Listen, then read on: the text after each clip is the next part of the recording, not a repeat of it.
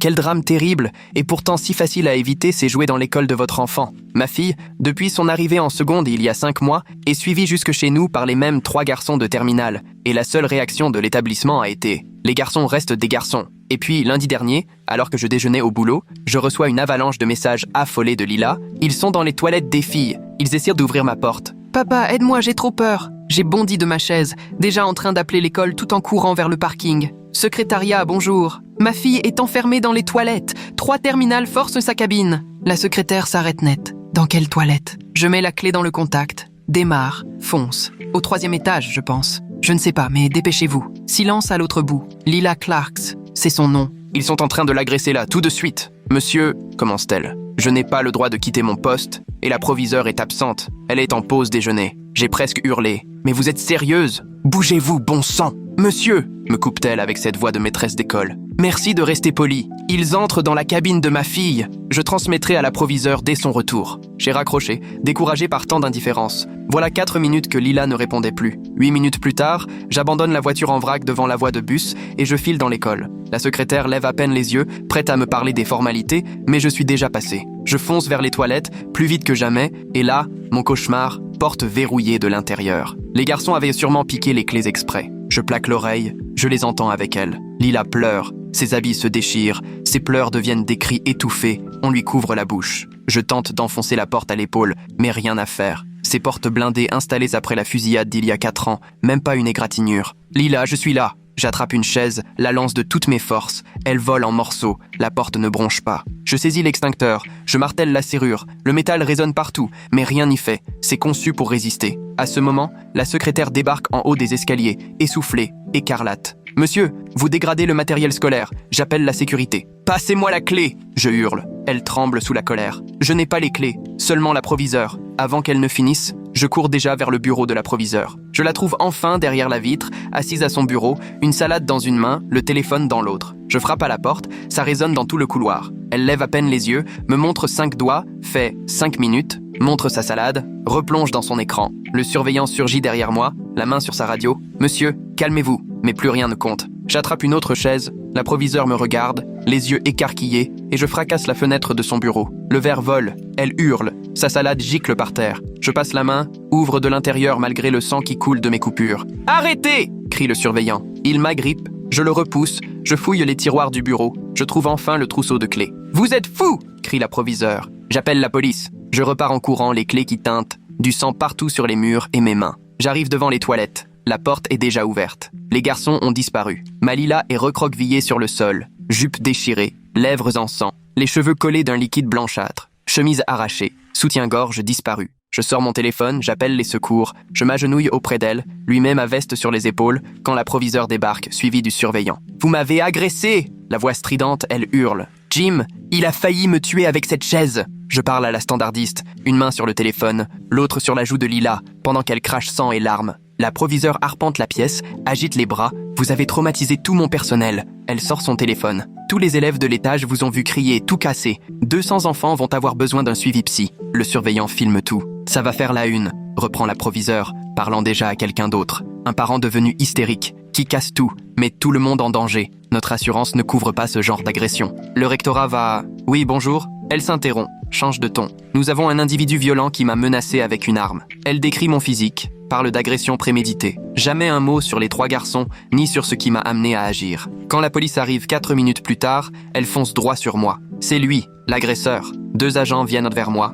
2 autres filent vers Lila. Le premier me pose la main sur l'épaule, m'éloigne de ma fille. J'essaie d'expliquer pour les 3 garçons, ils se contentent de dire qu'on verra ça au commissariat. Mes mains saignent toujours, goutte à goutte sur le carrelage. Les ambulanciers se précipitent vers Lila, toujours en boule par terre, commencent à l'ausculter, en appellent un autre pour le brancard pendant que je reste sur le pas de la porte, le policier me tenant l'épaule. La proviseure, elle, parle déjà à un autre agent, racontant que j'ai perdu la tête et démoli son bureau. Elle me désigne du doigt, répète, violent, instable, pendant que Jim exhibe son téléphone pour montrer la vidéo. Personne ne se préoccupait des 3 garçons, ni ne se demandait pourquoi j'avais voulu entrer dans ces toilettes. Les ambulanciers ont soulevé Lila sur le brancard, l'ont recouverte d'un drap blanc. Elle gardait les yeux fermés. J'ai tenté de les suivre, mais un policier m'a barré la route en m'annonçant que j'étais placé en garde à vue pour agression et dégradation de biens publics. J'ai vu ma fille s'éloigner dans le couloir sans pouvoir rien faire. La proviseure continuait de raconter sa version des faits à qui voulait l'entendre, tandis qu'on me passait les menottes là, sous les yeux de tout le monde. Des élèves regardaient depuis le seuil de leur classe,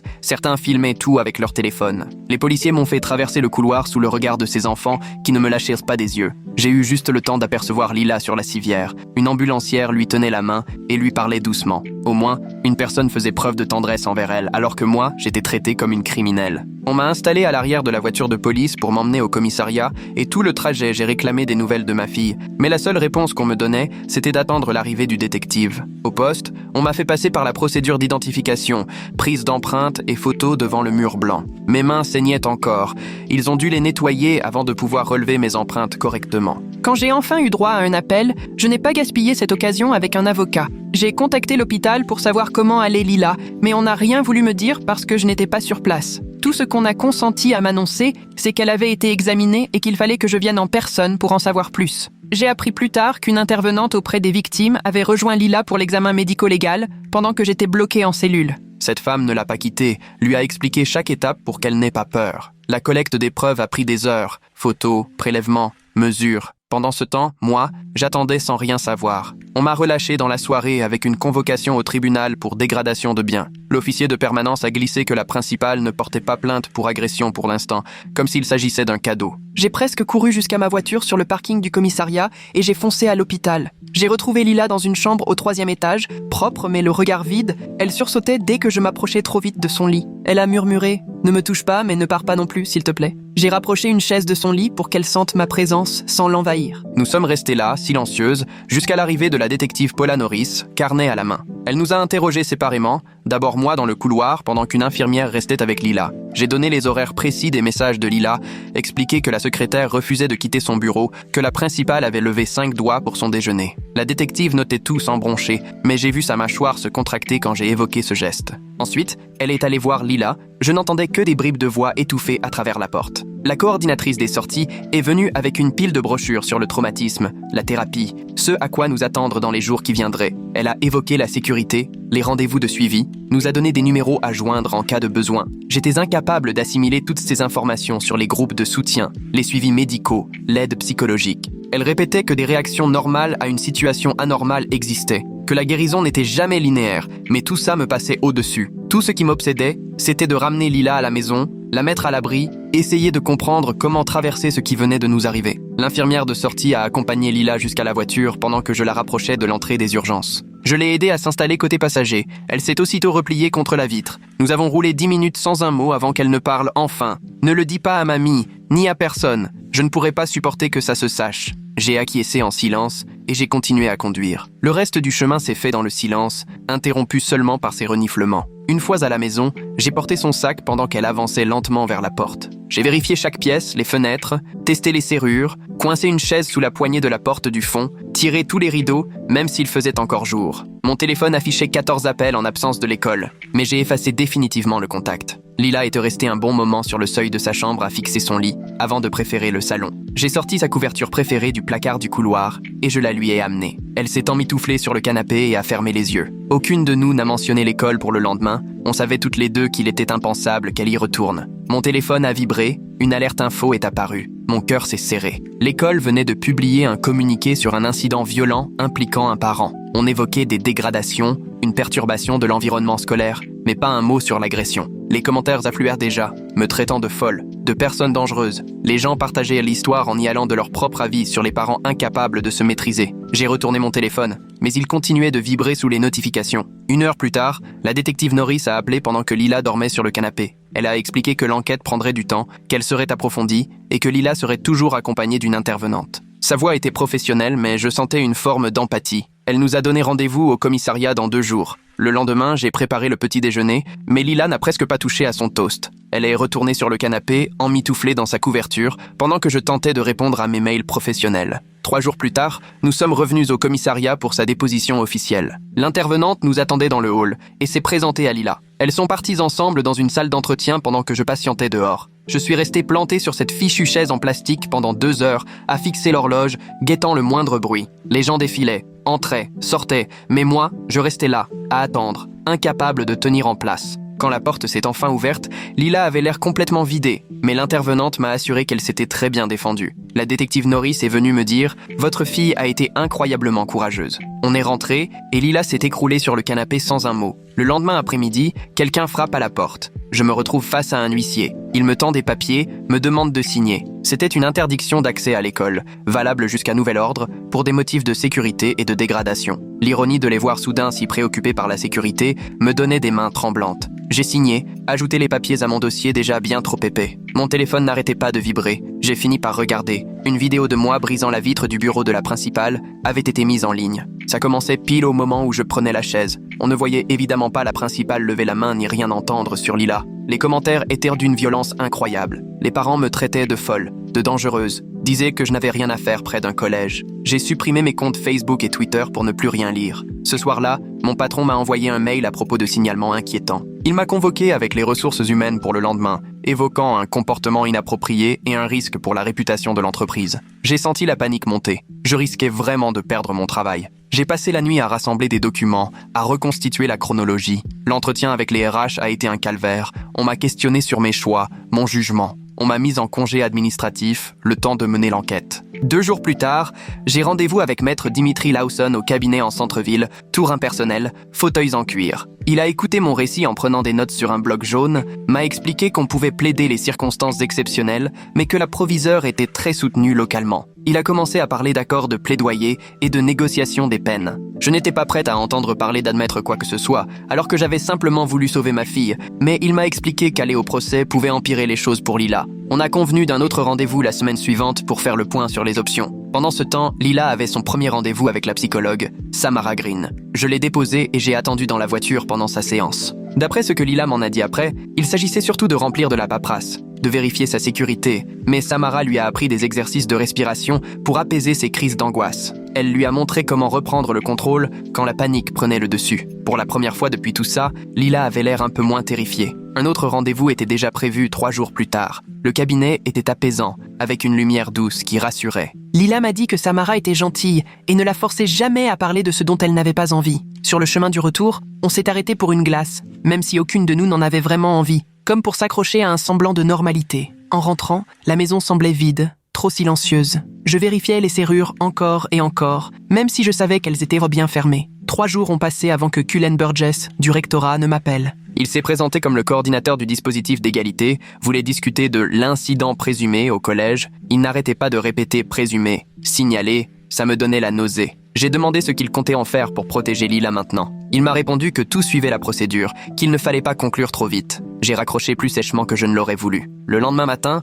on a reçu des lettres recommandées de l'école interdisant aux 3 garçons de s'approcher ou de contacter Lila. Mais l'après-midi même, le téléphone de Lila vibre. Un message Instagram d'un faux compte. « Tu as tout gâché, c'est tout. » Mais on savait très bien de qui ça venait. J'ai tout sauvegardé, capture d'écran, détails du compte, heure. Les mains de Lila ont tremblé tout le reste de la journée, même après que j'ai tout transmis à l'inspectrice Norris. Elle m'a rappelé 2 heures plus tard avec la première vraie bonne nouvelle depuis le début. L'école avait des caméras près de ses toilettes et elle avait récupéré les images. On voyait clairement les 3 garçons entrer dans le couloir à l'instant où Lila commençait à m'envoyer des messages. Le redatage montrait que tout s'était déroulé pendant que la proviseure déjeunait tranquillement dans son bureau, donc elle aurait pu intervenir. L'inspectrice Norris a aussi rassemblé tous les relevés téléphoniques du jour, tous les textos de Lila, enregistrés avec l'heure exacte. Mon appel à l'école à 12h47 était bien noté. L'appel de la secrétaire à la sécurité pour signaler la dégradation remontait à 13h03, mais jamais elle n'avait mentionné qu'un élève avait été agressé. Pièce après pièce, notre chronologie se renforçait. La policière m'a dit que ce travail de fourmi finirait par nous servir. Puis le rapport de l'infirmière légiste est arrivé et j'ai dû courir vomir dans les toilettes. Les mots froids du compte-rendu étaient plus terrifiants que mes pires cauchemars. Mais l'inspectrice Norris m'a assuré que ces preuves médicales faisaient enfin avancer l'enquête. J'ai tenté de m'inscrire pour prendre la parole au prochain conseil d'administration de l'école, mais la secrétaire m'a expliqué qu'on ne pouvait pas évoquer des cas d'élèves en public. Alors j'ai commencé à rédiger des remarques sur les protocoles de sécurité en général. Je me répétais qu'il fallait rester calme, stratégique, alors que j'avais juste envie de hurler la vérité. Une journaliste du journal local a envoyé un mail pour savoir si nous voulions raconter notre version après avoir vu la vidéo devenue virale. J'ai répondu non, mais je lui ai tout de même donné les coordonnées de l'inspectrice Norris en me disant qu'un peu de pression médiatique finirait peut-être par faire bouger l'académie. Plus tard, l'inspectrice Norris m'a rappelé avec des informations toutes fraîches. L'agent d'entretien qui s'occupait de cette partie des toilettes était venu la voir en toute discrétion. Il avait vu ces 3 garçons traîner dans le coin ce matin-là et avait remarqué qu'ils avaient des clés qu'ils n'auraient jamais dû posséder. Il n'osait pas témoigner publiquement, mais il avait accepté de faire une déclaration sous serment. Puis Dimitri m'a appelé avec une tuile. La proviseure avait déposé une demande d'ordonnance de protection contre moi, arguant qu'elle craignait pour sa sécurité. Il m'a expliqué que c'était surtout un coup monté pour me faire passer pour une menace avant que l'affaire de Lila n'avance. Il allait falloir se rendre au tribunal la semaine suivante pour contester. Après 2 semaines, Lila a voulu tenter de retourner au collège pour un seul cours, ce que la conseillère avait encouragé en disant que c'était une étape importante. Je l'ai accompagnée jusqu'au bâtiment, elle a réussi à atteindre le couloir devant la salle de maths, mais là, elle a été saisie par une odeur familière. C'était le parfum qu'un des garçons portait toujours. Elle s'est figée, incapable de respirer, puis s'est effondrée en larmes. Je l'ai vite emmenée dehors. Sur le chemin du retour, elle a pleuré sans s'arrêter, répétant qu'elle s'excusait d'être aussi fragile. Plus tard, la conseillère m'a rappelé pour me dire que ce genre de rechute était normal, mais j'avais la désagréable impression qu'on reculait plus qu'on avançait. Ce soir-là, je me suis installé à la table de la cuisine pour passer en revue tous les documents qu'on avait accumulés. Relevés téléphoniques, emploi du temps, rapports médicaux, témoignages. Chaque pièce venait compléter le puzzle de ce qui s'était vraiment passé ce jour-là. L'école répétait qu'elle menait l'enquête, mais rien ne changeait. Ces garçons circulaient toujours comme bon leur semblait, alors que ma fille n'osait même plus traverser un couloir. L'académie, elle, nous a envoyé une nouvelle lettre pleine de promesses sur leur réexamen des procédures. Mais c'était des paroles creuses. Ils espéraient sans doute étouffer l'affaire discrètement. Mais il était hors de question que je les laisse faire. Chaque jour, il y avait de nouveaux papiers à remplir, des rendez-vous, des dates d'audience pour l'ordonnance de protection, des réunions avec les avocats. Pendant ce temps, Lila restait cloîtrée à la maison, essayant tant bien que mal de se reconstruire après ce qu'on lui avait infligé. Le système qui était censé la protéger l'avait complètement laissé tomber, et il fallait désormais se battre pour obtenir la moindre parcelle de justice. 3 jours après, Dimitri m'a appelé au travail pour m'annoncer que le procureur voulait me voir à propos des accusations de dégradation de biens. Je suis allé à son cabinet où il m'a exposé la proposition. Reconnaître une dégradation légère, avec sursis et remboursement de la vitre cassée du bureau de la proviseure. Selon lui, il valait mieux accepter, car contester risquait de compliquer la situation de Lila et de donner une mauvaise image de moi devant le juge. J'avais envie de refuser, persuadé d'avoir agi pour de bonnes raisons, mais Dimitri insistait sur le fait que Lila avait besoin de stabilité, bien plus que moi d'avoir raison. J'ai fini par signer, même si admettre une faute pour avoir tenté de sauver ma fille me paraissait d'une injustice totale. Le lendemain matin, Cullen Burgess du rectorat a appelé au sujet des mesures de sécurité prévues pour le retour de Lila. On proposait divers aménagements. Changement d'emploi du temps pour éviter les garçons, accompagnement adulte entre les cours, accès à des toilettes privées. J'ai immédiatement pointé les failles. Que se passerait-il lors d'un exercice d'incendie, d'une assemblée, ou si l'accompagnant était absent? Burgess répétait que c'était le mieux possible pendant l'enquête, mais leur « mieux » n'avait rien protégé jusque-là. Alors pourquoi changer maintenant? 2 jours plus tard, alors que je rangeais mes courses dans le coffre au supermarché, un homme en costume s'est approché à grands pas après m'avoir appelé par mon nom. Il s'est présenté comme le père de l'un des garçons, m'accusant de ruiner l'avenir de son fils pour des erreurs de jeunesse montées en épingle. J'ai continué à ranger mes sacs sans relever, mais il m'a poursuivi autour de la voiture, répétant que son fils allait perdre ses bourses universitaires et recevait des menaces de mort sur Internet. Il m'a menacé de porter plainte pour diffamation si je ne faisais pas retirer la plainte de Lila. Je suis monté dans ma voiture et démarré, mais il continuait à parler à travers la vitre, affirmant que les garçons font parfois des bêtises et que nous étions en train de briser sa famille. Ma dashcam a tout enregistré, y compris le moment où il a reconnu que son fils s'était peut-être laissé emporter, mais qu'il n'avait pas voulu faire de mal. Je suis parti alors qu'il parlait encore, et j'ai sauvegardé la vidéo immédiatement. L'après-midi même, le rectorat a envoyé un mail à tous les parents, présentant l'incident comme un simple différend entre élèves géré par les voies appropriées. Ils s'auto-congratulaient pour leur réactivité et leur engagement en faveur de la sécurité, sans jamais mentionner la réalité de l'agression, ni le fait que j'avais dû casser une fenêtre pour obtenir de l'aide. J'ai commencé à rédiger une réponse détaillée avec la chronologie exacte. Chaque SMS, chaque appel, les délais de réaction ou d'absence de réaction. J'y ai inclus la secrétaire qui refusait de quitter son bureau, la proviseure qui me montrait 5 doigts pour son déjeuner, et les 3 garçons qui détenaient des clés qu'ils n'auraient jamais dû avoir. Dimitri a relu mon texte et m'a fait retirer les passages où je les traitais d'incompétents et de négligents, même si c'est exactement ce qu'ils étaient. Le soir venu, l'inspectrice Norris a rappelé pour faire le point sur son enquête. Elle avait interrogé séparément les 3 garçons ces 2 derniers jours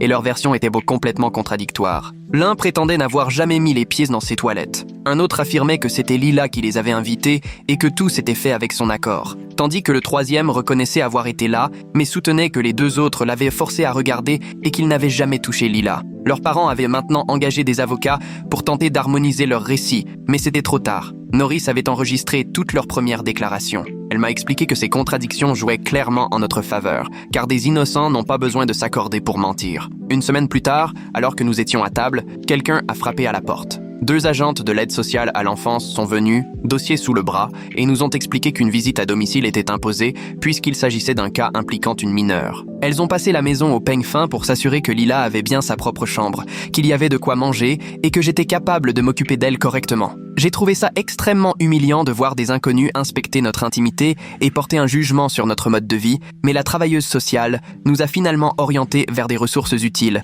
notamment pour le suivi psychologique et des aides destinées aux victimes. Elles ont estimé que Lila était en sécurité chez nous, tout en décidant de laisser le dossier ouvert afin d'assurer un suivi régulier. 3 semaines après le début de la thérapie avec Samara, un événement qu'on n'osait même plus espérer est arrivé. Lila a dormi d'une traite, sans sursauter ni se réveiller en pleurs au milieu de la nuit. Elle avait appliqué les techniques d'ancrage apprises avec Samara, en nommant 5 choses qu'elle voyait, 4 qu'elle entendait, 3 qu'elle pouvait toucher. Ce matin-là, Lila est descendue prendre le petit déjeuner, reposée comme jamais depuis l'agression. On a marqué le coup en douceur, en lui préparant ses pancakes aux myrtilles préférées, sans avoir besoin d'en parler. On savait toutes les 2 que c'était immense. L'inspectrice Norris, absorbée jusque-là par les démarches judiciaires, nous a appelés avec une nouvelle de taille. Elle avait réussi à récupérer les relevés téléphoniques de la principale pour le jour des faits, qui montraient plusieurs appels reçus sur sa pause déjeuner auxquels elle n'avait pas donné suite. Les relevés prouvaient noir sur blanc qu'elle avait menti en prétendant ne pas avoir été informée de l'urgence. Son avocate a bien tenté de faire passer ces relevés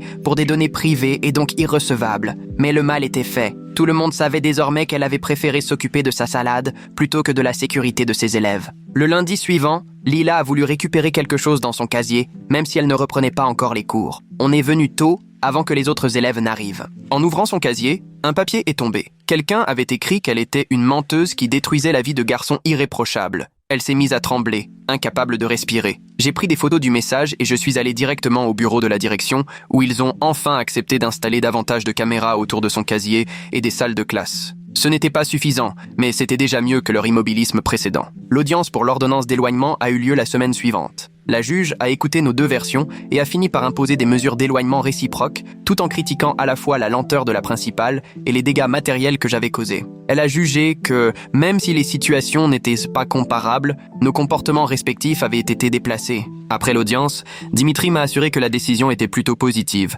car la juge ne m'avait pas désigné comme seule fautive, ce qui aurait été catastrophique pour le dossier de Lila. La principale, de son côté, devait aussi garder ses distances, ce qui lui compliquait la tâche pour témoigner contre moi. Ce n'était pas la reconnaissance que j'espérais, mais avec un système aussi bancal, c'était déjà une petite victoire. 3 jours plus tard, Cullen Burgess m'a convoqué au rectorat pour une réunion où il était entouré de 2 avocats. Il a fini par admettre que l'école n'avait respecté aucune procédure quand Lila avait signalé, des mois auparavant, que des garçons la suivaient jusqu'à chez elle. Il voulait éviter une plainte fédérale et proposait une médiation plutôt qu'un procès. Burgess avait l'air mal à l'aise en consultant la liste de toutes nos demandes restées sans réponse. Les avocats, eux, m'ont tendu une pile de papier. Ils offrirent de financer l'accompagnement psychologique de Lila et d'apporter des changements de politique, à condition que je renonce à toute poursuite. J'ai rapporté les documents à la maison pour réfléchir, mais le même après-midi, Dimitri m'a appelé avec une nouvelle qui m'a glacée. L'avocat d'une autre jeune fille avait contacté l'inspectrice Norris pour signaler que les 3 mêmes garçons avaient piégé sa cliente dans une salle de classe vide l'année précédente, mais qu'elle n'avait jamais osé en parler jusqu'à ce qu'elle entende l'histoire de Lila. Son témoignage décrivait un scénario identique. Il la suivait, faisant des réflexions sur son corps, puis l'isolait. Pour l'inspectrice Norris, cela changeait tout.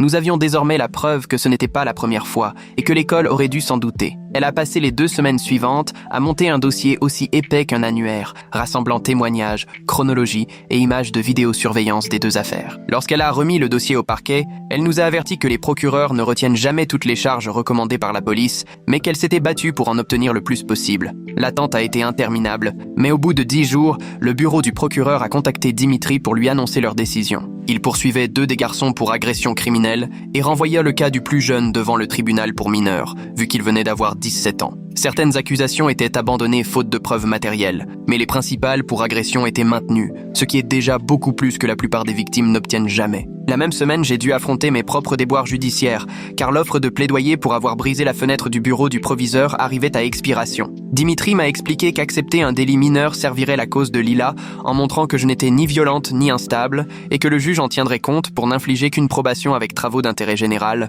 au lieu de la prison ferme. Me retrouver devant le tribunal à reconnaître ma faute pour des dégâts matériels, alors que les véritables responsables n'avaient même pas encore été inquiétés, ça m'est resté en travers de la gorge. Mais j'ai signé les papiers et accepté 6 mois de probation avec 200 heures de ramassage de déchets au bord des routes. Entre-temps, l'enquête Title 9 s'est enfin conclue. Sur le papier, les résultats paraissaient satisfaisants, mais en réalité, ils avaient un goût amer. Les garçons ont été temporairement exclus du lycée, avec obligation de suivre les cours à distance. Lila a obtenu un tuteur pour l'aider à combler son retard, et le proviseur a été mis en congé administratif en attendant une enquête plus poussée. Le district n'a évidemment jamais reconnu la moindre faute, mais leurs actes en disaient bien plus que tous les discours de leurs avocats. 2 semaines avant l'ouverture du procès pénal, Lila a dû témoigner à huis clos lors d'une audience préliminaire destinée à savoir si les preuves suffisaient pour que l'affaire soit jugée. Son accompagnatrice ne l'a pas lâché d'une seconde, lui tenant la main pendant tout l'interrogatoire sur ce qui s'était passé ce jour-là dans les toilettes, et je voyais de loin à quel point elle tremblait. L'avocat de la défense a tenté de la prendre en défaut en l'assaillant de questions précises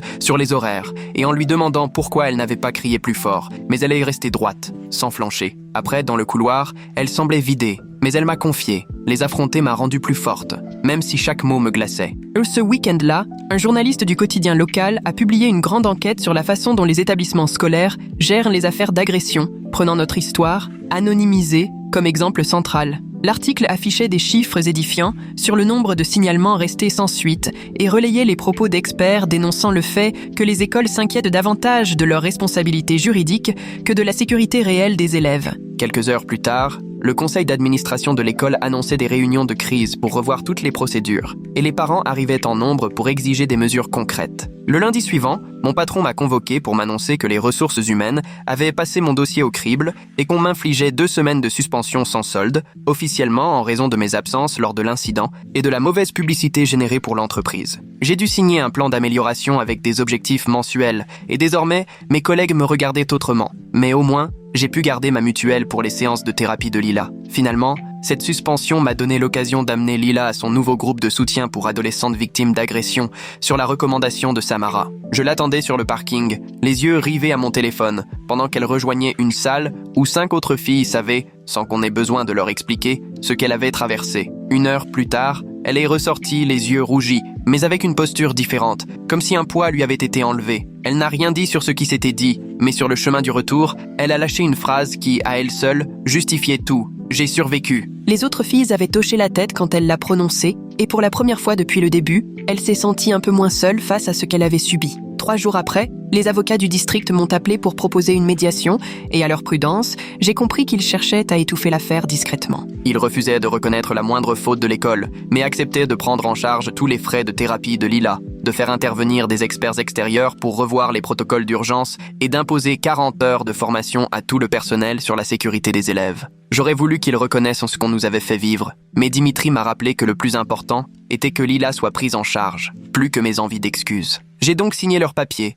les mains tremblantes de tout ce que j'aurais voulu leur dire. La semaine suivante, on s'est retrouvés dans un petit bureau avec une nouvelle conseillère spécialisée dans le retour à l'école après un traumatisme. Elle a déroulé devant nous les différentes options tandis que Lila me serrait la main sous la table. Elle a suggéré de commencer par seulement 2 cours le matin, maths et anglais, avec une salle de repos au cas où Lila voudrait s'isoler et qu'un adulte l'accompagnerait entre les bâtiments pour qu'elle ne soit jamais seule dans les couloirs. La voix de Lila n'était qu'un souffle quand elle a dit qu'elle voulait tenter, même si tout son corps se tendait à l'idée de franchir à nouveau ses portes. Le week-end avant la rentrée, on a répété ensemble le trajet, arpentant les couloirs déserts pendant qu'elle repérait les endroits où elle pourrait se réfugier si elle avait peur. Le bureau de la conseillère au 2e étage, l'infirmerie près de l'entrée principale, la bibliothèque avec sa sortie de secours en cas de besoin de s'échapper. Le lundi matin est arrivé beaucoup trop vite, et Lila a enfilé son nouveau sac à dos avec des mains qui tremblaient, mais elle est quand même montée dans la voiture, et j'ai roulé plus lentement que d'habitude pour lui laisser le temps de souffler. L'accompagnatrice nous attendait à l'entrée latérale, une dame âgée, chaleureuse,